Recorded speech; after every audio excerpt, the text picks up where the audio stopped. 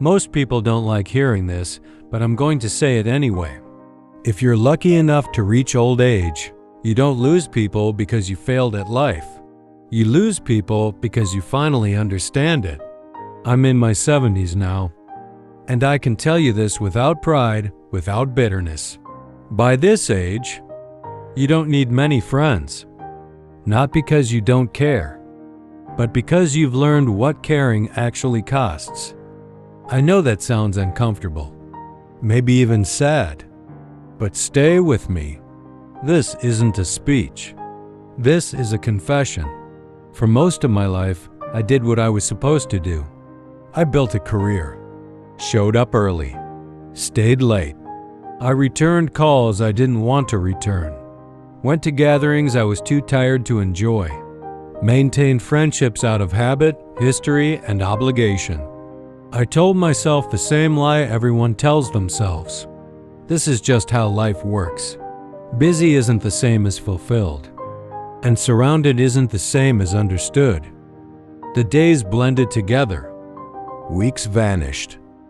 I measured my life in productivity, not presence. I thought time was something you spent. I didn't realize it was something you were losing. The moment that changed everything wasn't dramatic. No music, no speeches, no hospital monitors beeping in rhythm. It was quiet. I was sitting alone one afternoon, not because I wanted solitude, but because everyone else was busy. Busy with their own lives, their own priorities, their own emergencies. And for the first time, I noticed how tired I felt inside. Not physically. Emotionally, I realized how many conversations I had that never touched anything real. How many friendships survived only on shared history, not shared truth.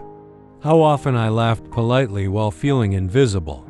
And in that stillness, something uncomfortable surfaced.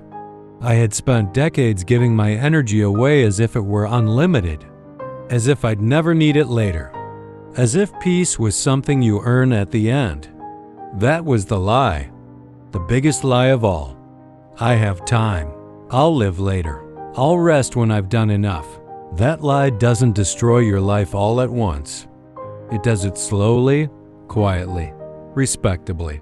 It convinces you to postpone joy, delay honesty, tolerate relationships that drain you because you don't want to disappoint anyone. But here's the truth no one likes to say out loud. Time doesn't wait for clarity. It runs out while you're trying to be everything to everyone. As the years passed, my circle shrank. Some people drifted. Some arguments were never repaired. Some friendships ended not with explosions, but with silence. At first, I panicked. I thought something was wrong with me. But something unexpected happened. The noise faded. The pressure lifted. I could breathe again. I started noticing how different it felt to wake up without emotional debt, without the obligation to explain myself, without the need to perform. And I realized something else. Most of my deepest regrets weren't about things I did wrong.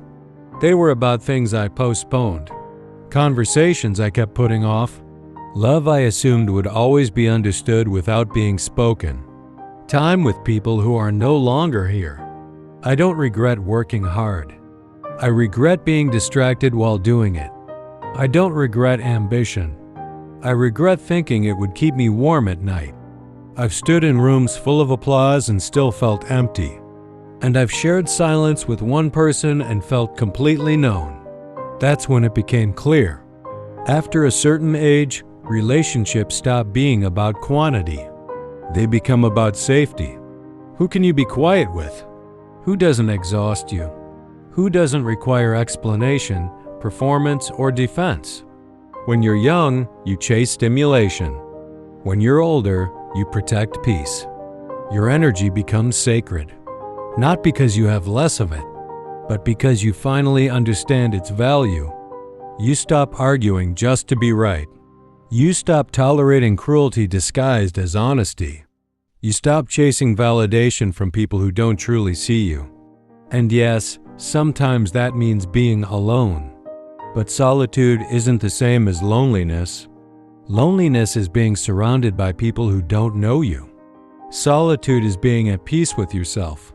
I began to enjoy small routines, walking without destination, reading slowly, sitting with my thoughts without needing to escape them. I stopped filling silence just to prove I was alive. And the friendships that remained, they changed. They became fewer, quieter, deeper. No constant checking, no emotional games, no pressure to be entertaining. Just presence, just honesty, just respect. If you're listening to this and your circle feels smaller than it used to, I want you to hear this carefully. It might not mean you're losing life. It might mean you're finally meeting it. Let me ask you something, and I'm not asking to judge you. When was the last time you sat with someone and felt completely at ease? No performance, no role, no armor. If you can name even one person, you're richer than you think. Here's what I learned too late, but not too late to matter. Your life is not measured by how many people know your name. It's measured by who knows your heart. Peace is not empty space. It's space free from what drains you. And love doesn't demand constant proximity. It survives on truth, not frequency. I don't need many friends now. I need honesty. I need calm. I need mornings that don't feel rushed and evenings that don't feel heavy. I need relationships that don't require me to be anyone other than who I am today. And if that means my circle is small, so be it. Because time is no longer something I'm willing to waste pretending. If there's one thing I want to leave you with, it's this. Don't wait for age to give you permission to choose peace. Don't wait for loss to teach you what matters. Don't wait until silence becomes your only companion to realize its value.